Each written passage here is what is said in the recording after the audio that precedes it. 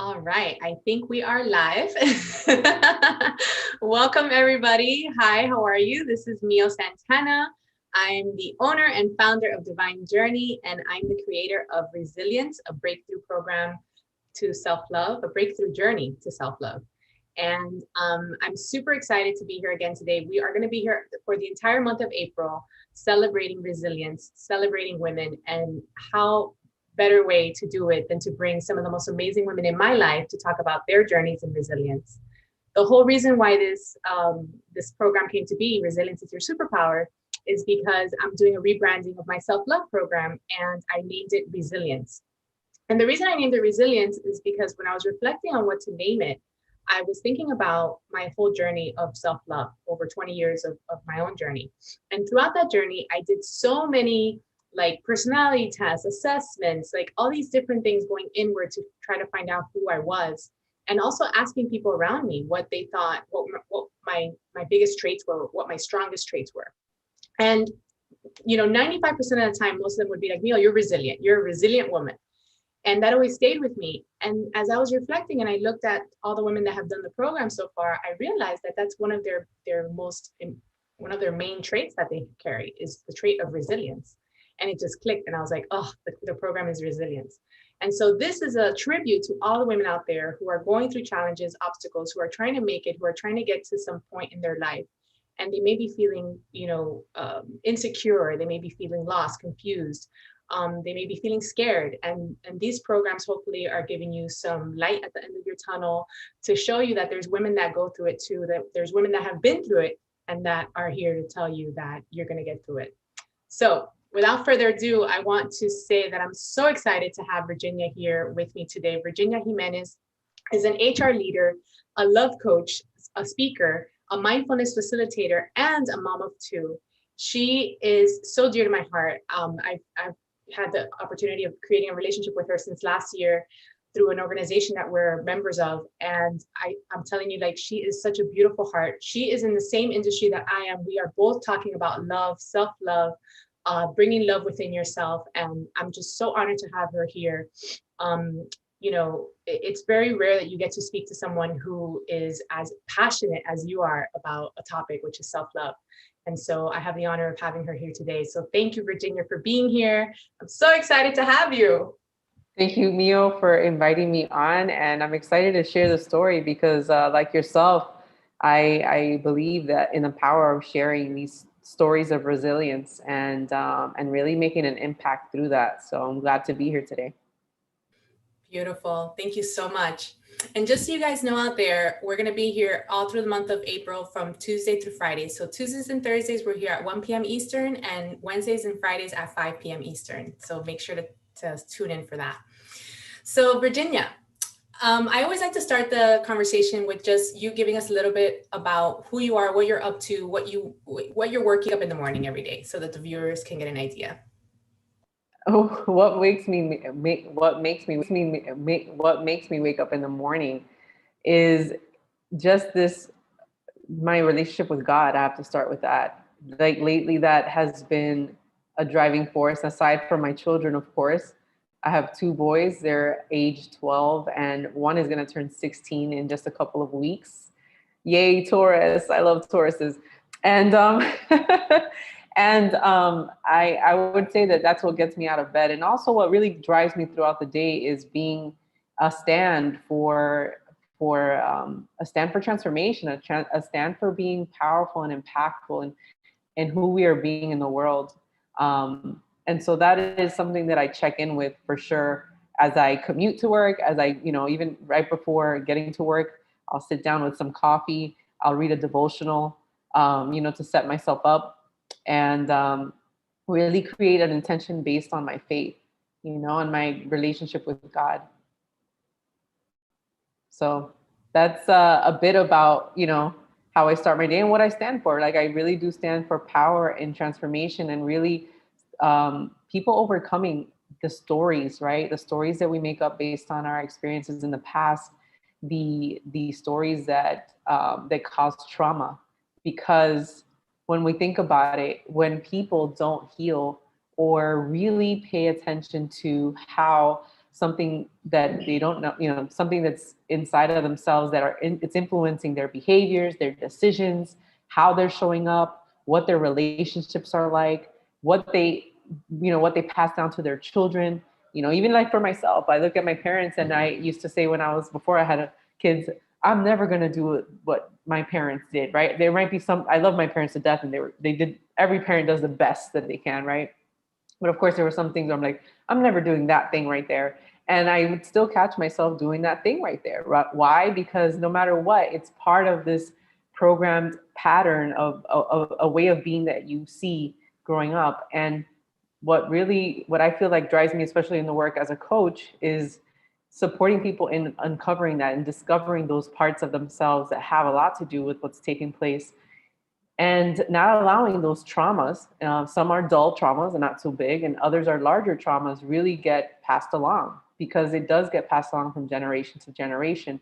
And in particular, it impacts like intimate relationships, and intimate relationships impact the people in your life. So it's like this domino effect. And so I feel like, to answer your question, and just to sum it up, it's really just to really stand powerfully in that discovery and transformation, so that people can have freedom in their relationships.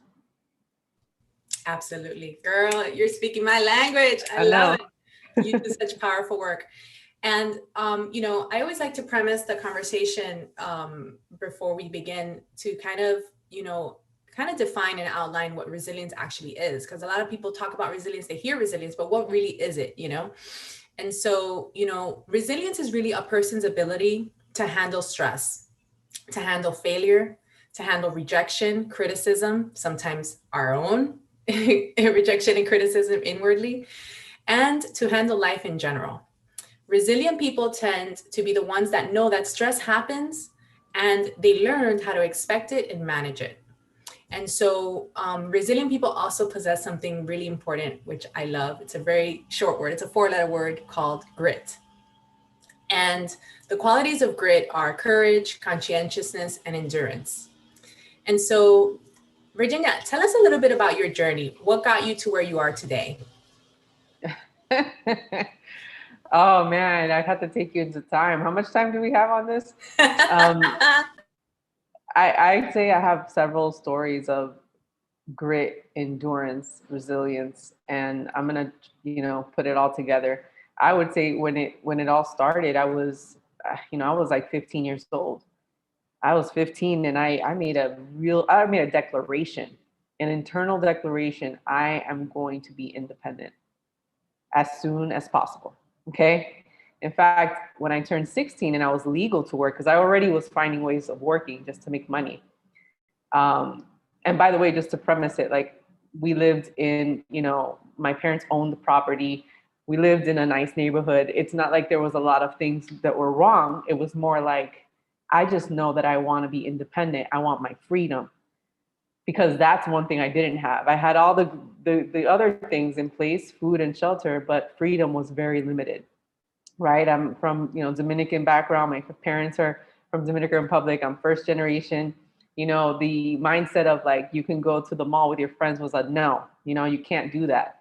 And so, I remember feeling like trapped. I'm an A student, honor roll list, but I can't go out. I can't even go to the front yard without somebody saying, come inside, no freedom. So it started there. I was really interested in just having my freedom and buying my freedom literally. And I got a job. And I remember I was so hungry that it was like, I was 16, but I would act like I was in my 20s. When it came to work and when it came to my responsibilities, I took it super seriously, because I'm like, I need to get out of this situation. I need to buy a car. And eventually I saved. And I also made a declaration that I would buy property at 23, that I would finish school, like college and all of those things. And so, that was like the start of my story with being resilient and really being, pushing through and being, having an attitude of endurance and especially grit. And I would say so at 23, I did purchase property. I already had my first, actually at that time is when I got pregnant with my first son, and I was halfway through my college years, because since I was working a full-time job, I wasn't finishing. I think that was also part of my resilience, right? Because most of the students around me, they were finishing school in a 4-year program. And I was in a 4-year program that took 7 years for me. And so my mindset had to be like, I don't care if people are doing it faster than me. This is my timeline and I get to create it how it works for me. And what worked is that I worked a full-time job so that I can support myself to be independent and buy property. And I did that. I had my child. And I remember finishing college in 2007, still living in the property. And I had my next son.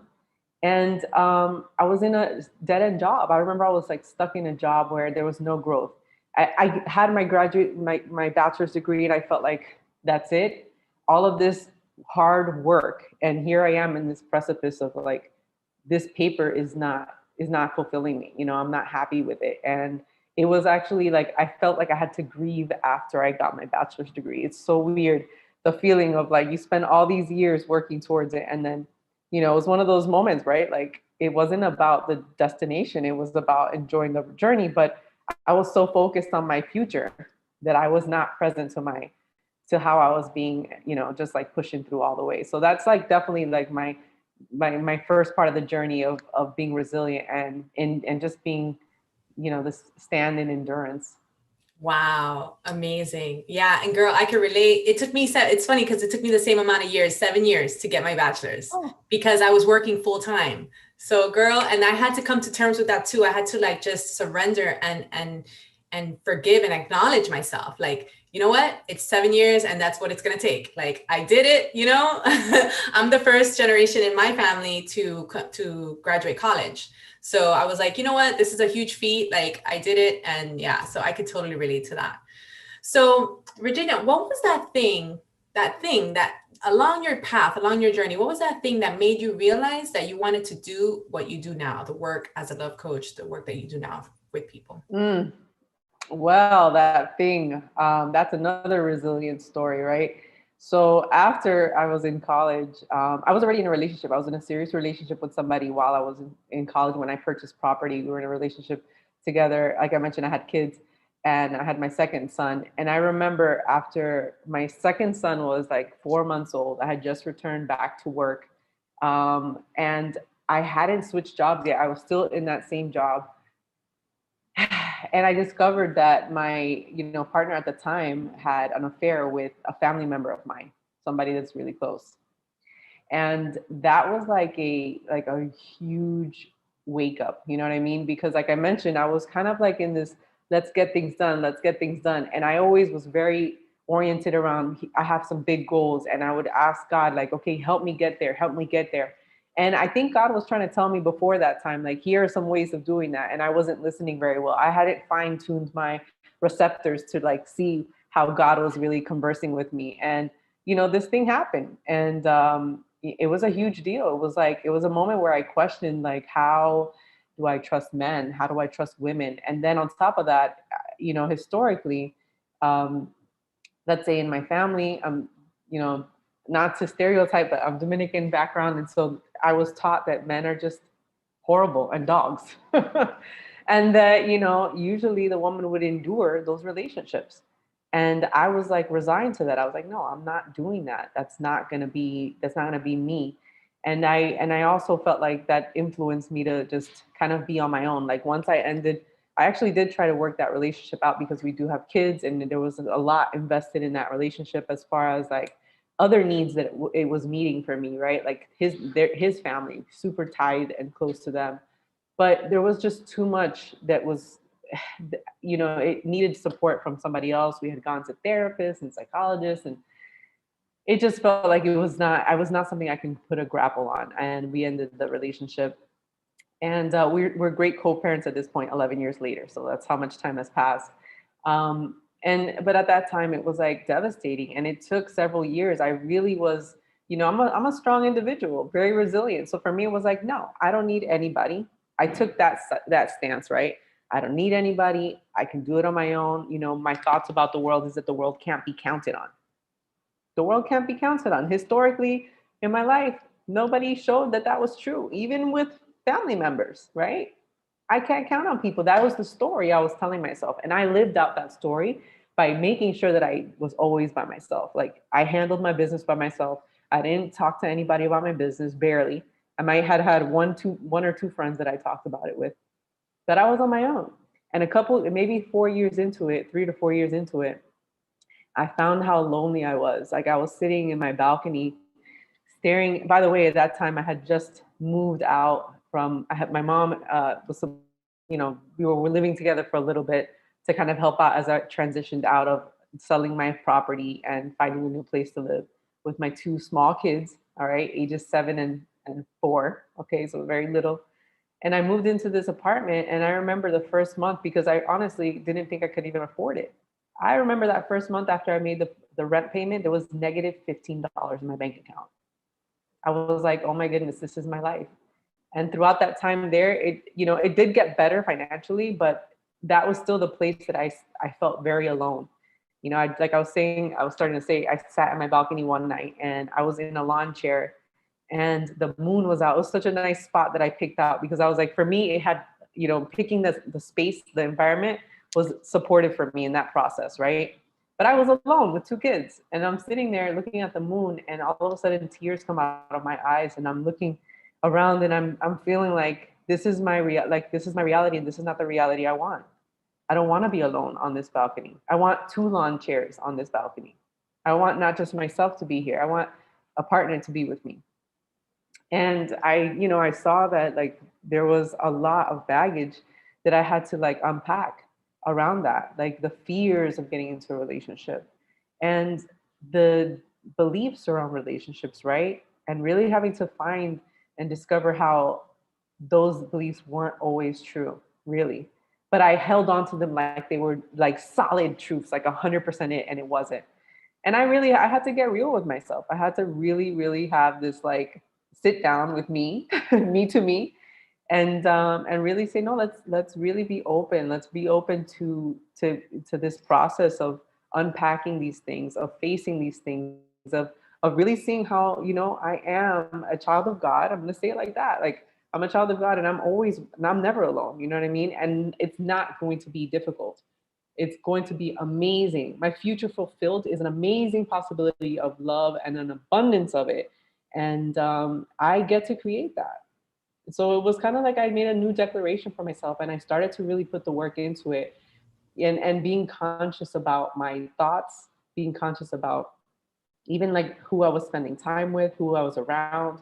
I remember one day I was like, okay, Virginia, that belief, let's like that belief about, oh, there's all relationships are horrible or they're not worth my time, right? I should just stay single. Let's start discovering examples in the real world on how that's not true. Let's make that statement false. And I started to look and find how many people that I know that were in loving relationships. Yes, it was never always perfect, but they truly cared about each other and they got each other's back. And no matter what, they came back to one another and they were a stand for each other in life. And I had more than 5 that I could think about, but I would forget those and focus on the ones that were obviously aligned with my past belief that there's no relationship that would be worth my time, essentially.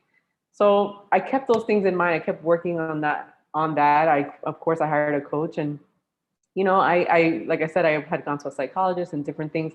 There were so many different modalities that supported me because I had done the work going to Landmark, let's say, going to Tony Robbins, doing Gottman relationship, just like learning about their therapeutic methods for marriages, right? Like I'm thinking, okay, if I'm going to be in a marriage one day, how is that going to turn out? Let me learn more about that. And having like definitely I had that one-on-one coach for like about 2 years. It was just me and that person. And I chose a man because I wanted to actually become, again, more open to this possibility of being open to men and seeing the greatness in them and not being focused on the bad experiences of men in my past. So yeah, when I discovered those modalities and I thought, you know what, it'd be great to bring all of that together and really share that with other people, because how many people have gone through what I've gone through or something similar? There's so many. And it's super, super easy to get stuck on this already fulfilled future based on the pain versus creating newly from a place of like really standing in power and seeing how we really are truly resilient human beings, and we have access to that. Amazing. So, based on the experience that you had yourself with, having this happen to you where your husband cheats on you with someone in your family, like having this really traumatic experience happen, it was almost like everything came to a halt, and it like you opened your eyes and you were like, okay, whatever this is, it doesn't work for me, and I want to create something different. And even though at that time maybe you didn't even know what it looked like, but you knew that it wasn't going to be like it was, like you didn't want it to be as it had been until that point, and you just started searching. And that's the key. You said something really important, which is actually one of the questions I wanted to ask you, which was you isolated yourself because you were like, go getter, like get everything done, do it yourself. And it was like me, and do it. And you just isolated yourself from everyone. But it was at this point when you realized, when the cards were on the table, you realized, all right, I need to ask for help. I need to find help because whatever I'm doing, whatever pattern I'm replaying in my life isn't working.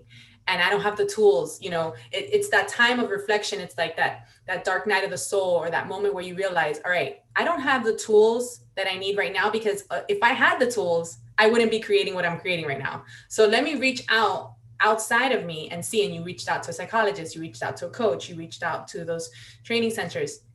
And with that, you were able to create that support that you needed. Because oftentimes people who are resilient, especially women, we tend to, when you want to get something done, you got to grab the bull by the horns and you got to get it done yourself. And if you want it done right, you got to do it yourself, right? And we get into the zone.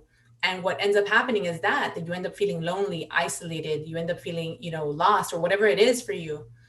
And it's not until you open yourself up to help that you're really able to empower yourself. And so in that moment, when you realize that, was it challenging for you to open yourself up and ask for help? Was it embarrassing? Was it challenging? What did you have to overcome within yourself to actually allow help in and allow yourself to accept help? Well, first off, I had to. I want to mention something around what you said on.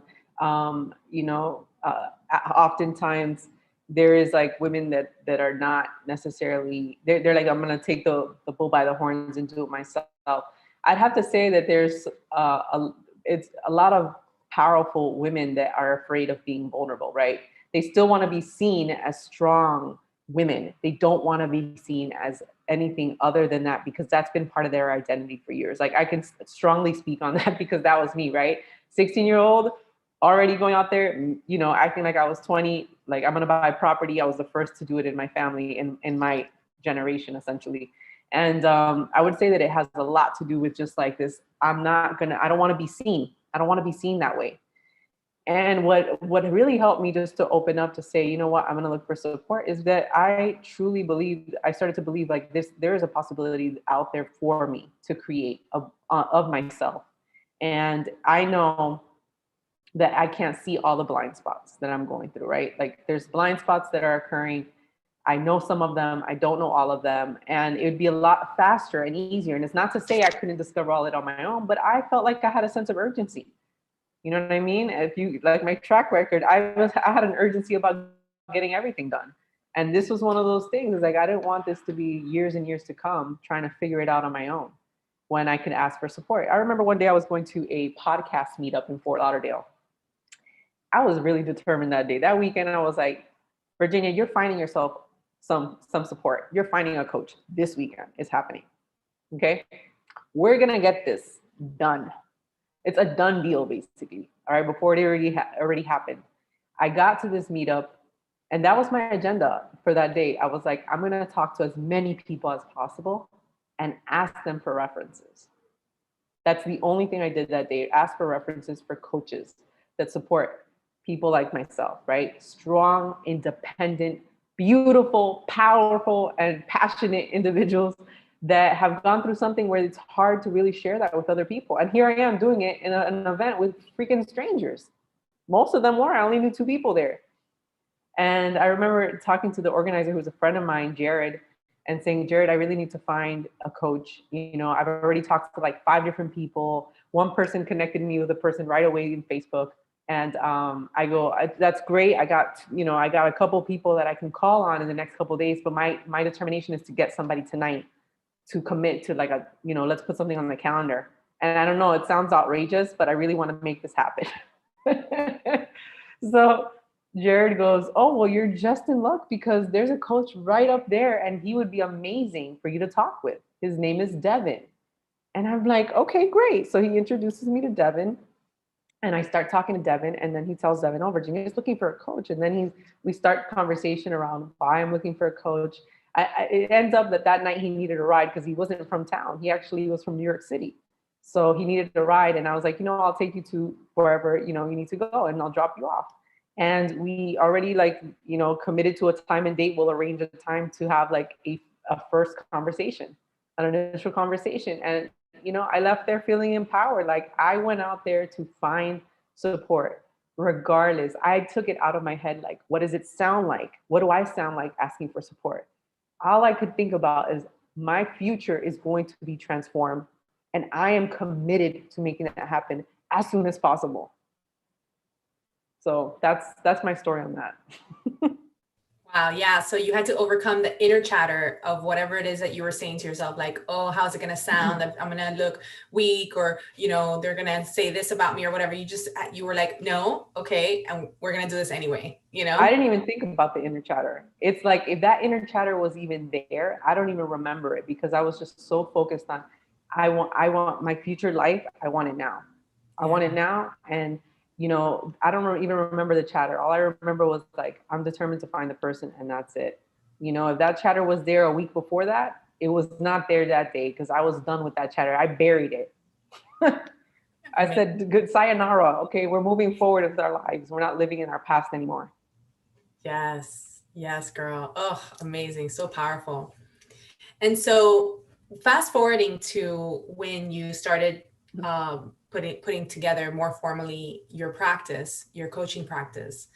And tell us, what made you realize that you wanted to do, besides, the traumatic experience that happened to you, when did you say, all right, this is what I'm going to do. This is what I'm going to build, this practice to help people. And like, walk us through that journey and maybe what you had to overcome in yourself to get there and to actually make it come to fruition.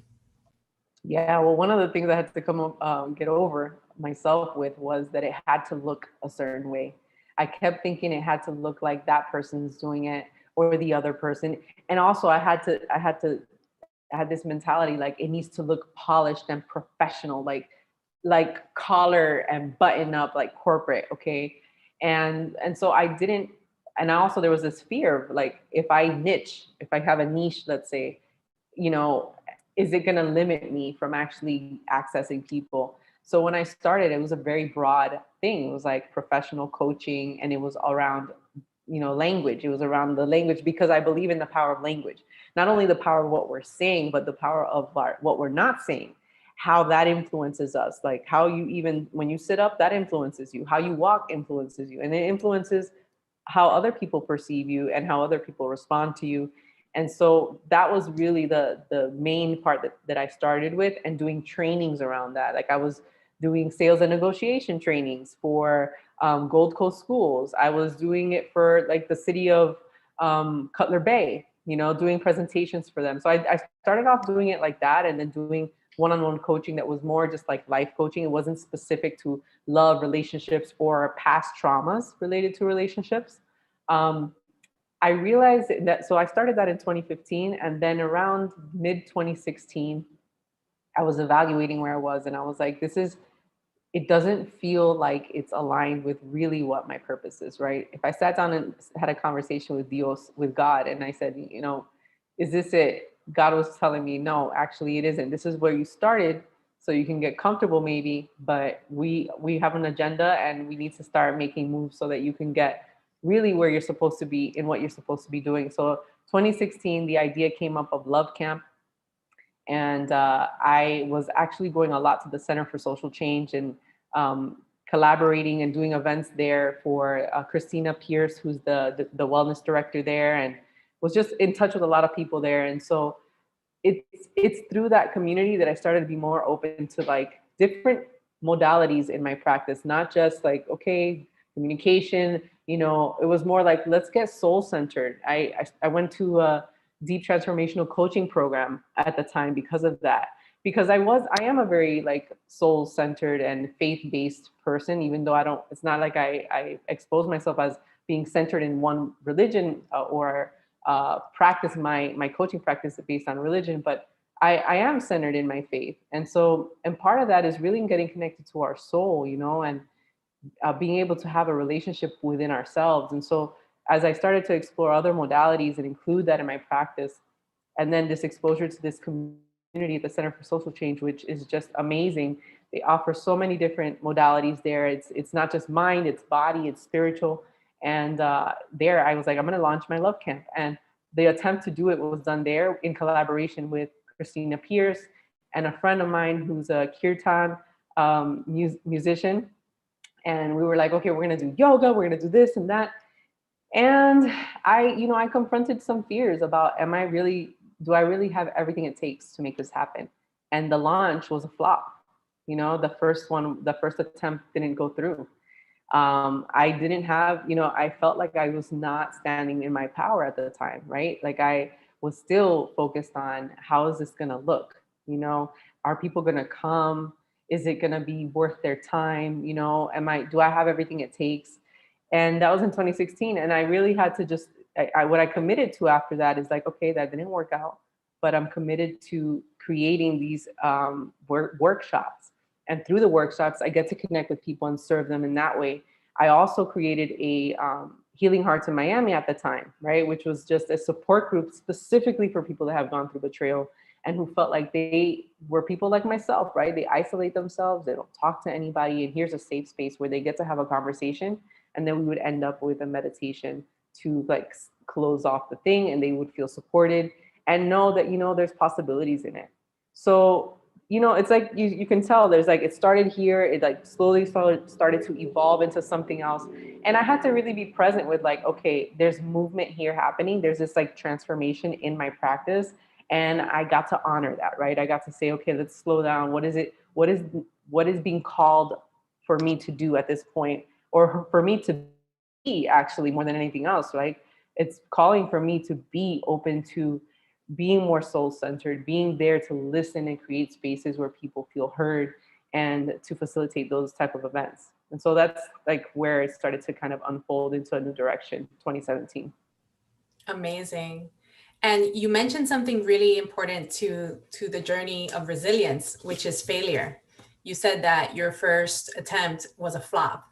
And I always bring this up as one of the questions in our talks because it's something that we resilient women experience a lot. And a lot of people actually experience failure. And we have this really interesting relationship with failure. Like no one wants to talk about failure, but why? Why is that? It's like, it's something that's so common, yet we resist it, right? And you just said that you had a flop in your first attempt. So how did you overcome that? How did you spring back from that? And what opened up for you as a result of the so-called failure?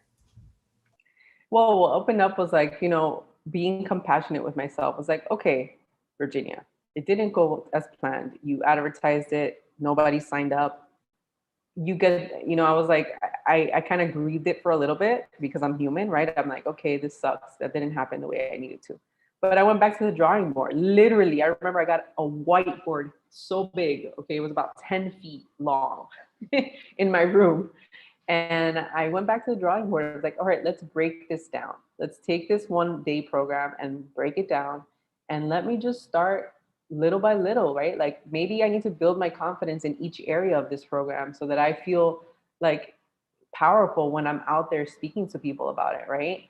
And it took some of that, right? Just breaking it down and putting it into smaller pieces. And again, creating that support group because I wanted to see, all right, these people didn't sign up, but I know there's people out there. So let me try to find different ways to connect with those people and really build a relationship and go from there, right? See what's possible through that versus just kind of quitting altogether. It's more like, okay, like I said, grieving and then, all right, where do we have to create a shift in this? And let's break it down so that it's easier for me to feel like all right, we can move forward with some of these steps. So that was the biggest part. Amazing. And you know, it's funny because I love how you just broke that down, because I always like to replace the F word of failure for another F word, which is feedback. And you just described how you took what you experienced, you took the feedback, and then you got this big whiteboard, and you're like, all right, let's break it down, you know, and you just broke it down and you restructured it and you learned from it. And then you were able to get even more powerful and get out there with the mistakes that you had learned and turn those mistakes into empowerment.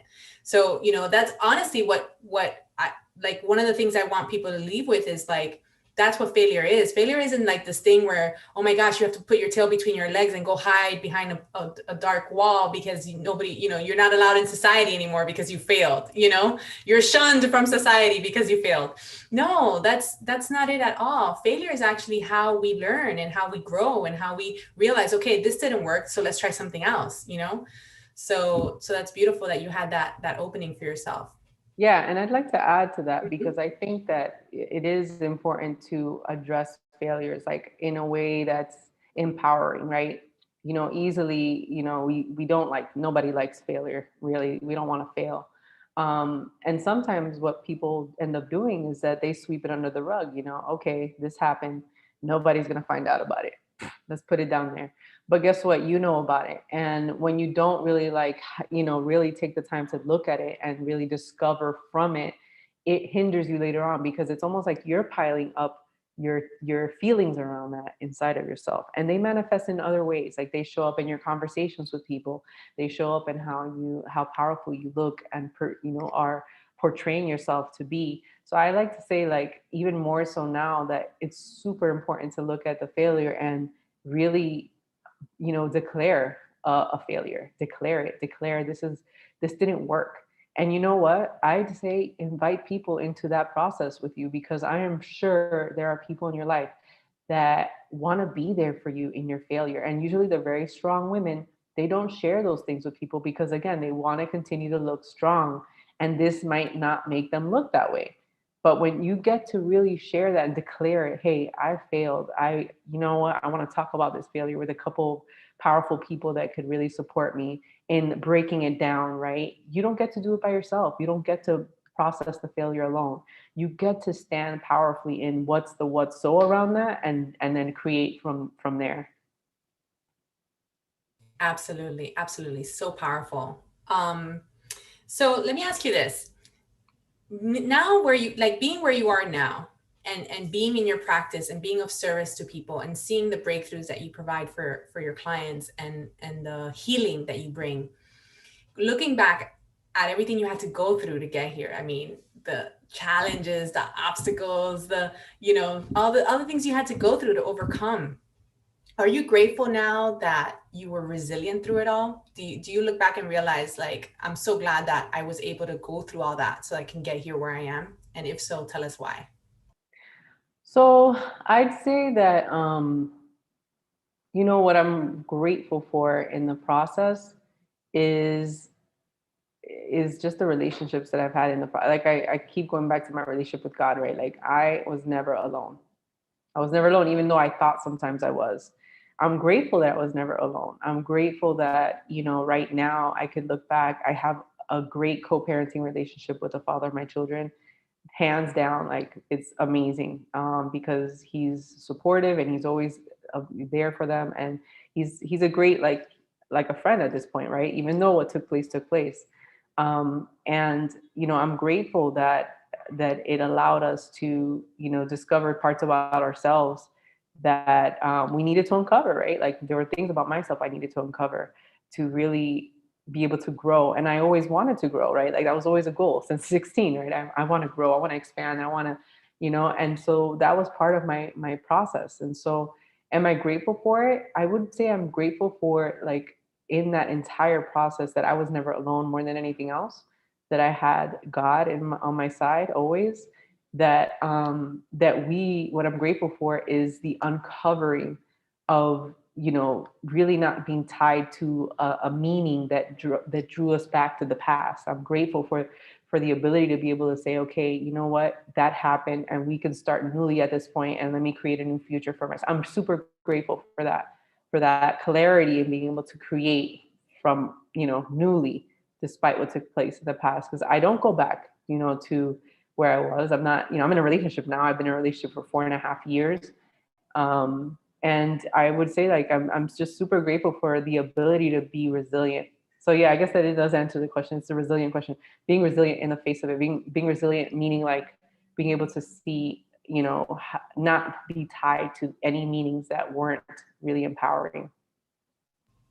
Amazing. And you said something really, really special, which was like, you realized through it all that you weren't alone. Because even at certain points, you did feel lonely, and you might have felt alone at that moment. And we all do. We tend to feel alone. But knowing that now, looking back, you were never alone.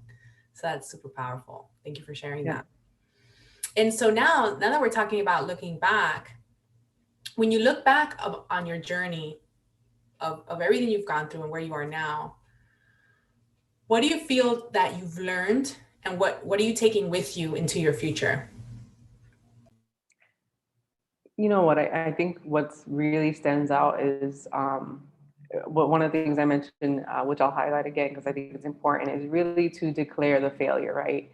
Even when what happened took place, right, where I found out about this infidelity, I kept it back to myself for months. Okay, I'm not just saying 1 or 2 months. I mean, I literally was like 6 months with just bearing that to myself.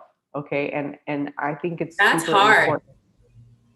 Yeah, That's hard. yeah, Yeah. because I had kids. I didn't want to share with people. I didn't want other people's concerns to get in my way of what I was going through, right? Like to distort my, my, what's the word I'm looking for? Like my decision-making abilities, right? Like I wanted to be able to discern it, not being influenced by anybody outside of me.